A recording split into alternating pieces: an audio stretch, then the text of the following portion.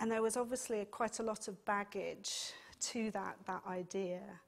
There might even have been something like a cultural war, a war about what was at stake in trying to legitimise photography as an art form.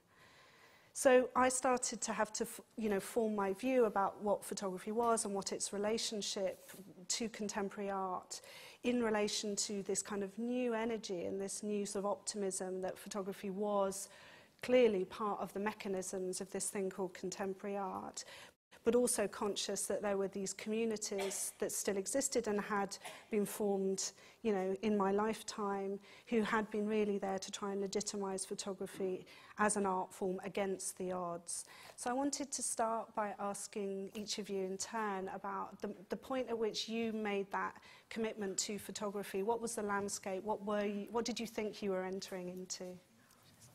I think my background was a broad fine art degree where I was predominantly painting, and at a certain point after leaving my degree course I felt that what I wanted to do with my work, it wasn't really possible within painting anymore. So I looked, and I'd always looked at a lot of photography, all different kinds, and so I decided to start working with photography. And at that point I was always staging scenes. I always saw photography in a way to realise something that was in my head, not necessarily as a formed visual image, but a way to bring together lots of different things that I was thinking about, conceptual things, formal things, all sorts of different things like that. So I think I've always used photography as a tool very much from the beginning. I never really thought about it having a kind of separate existence within different communities in that way until a later point. I went to the Royal College and did a photography MA